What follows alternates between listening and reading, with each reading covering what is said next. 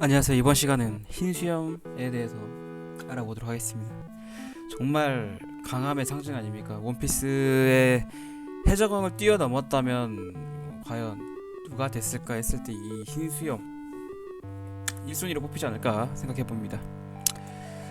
작가공이 원피스 세계 최강의 사나이고요. 사나이 그 자체, 아버지의 그 자체, 두 시대를 풍미한 대해적, 노인 간지의 끝판왕입니다.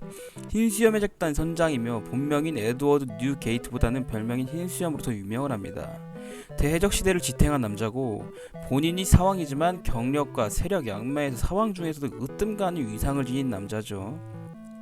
해군 중장이었던 몽키 디 가프가 흰수염은 바다의 왕이라고 말했을 정도로 그 정도로 엄청난 남자입니다. 해군 원수였던 센고쿠는 구시대의 정점이라고 했을 만큼 어마어마한 해적임은 분명합니다. 버기는 확고부동한 최강 해적이라고 칭했으며 그만큼 흰수염의 위상은 다른 사왕들을 압도합니다. 사실 사왕 자체가 세계 최강의 사나이 흰수염과 그와 필적하는 힘과 세력을 지닌 바다의 제왕들을 묶어서 부르는 칭호입니다.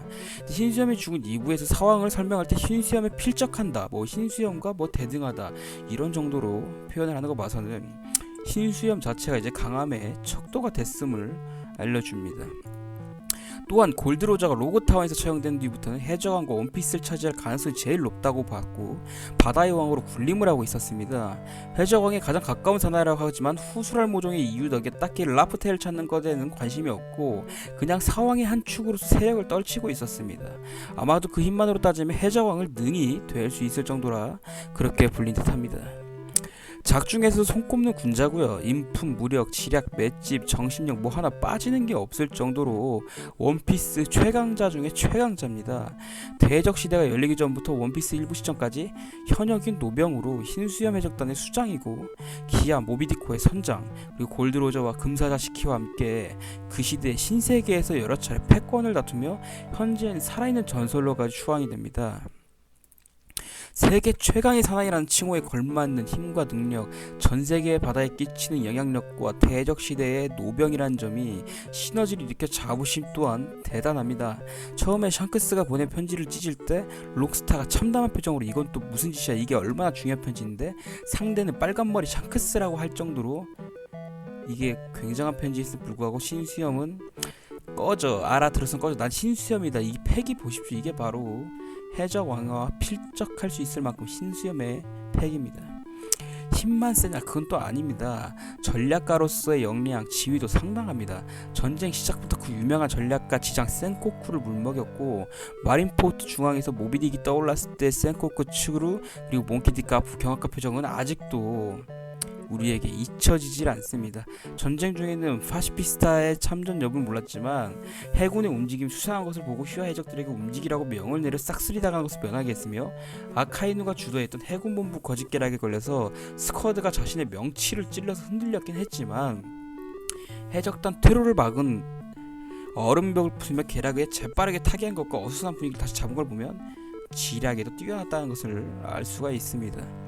티치에게 져서 붙잡힌 에이스가 처형당할 위기에 처하자 세계 정부가 전면전을 선포를 해버렸는데요.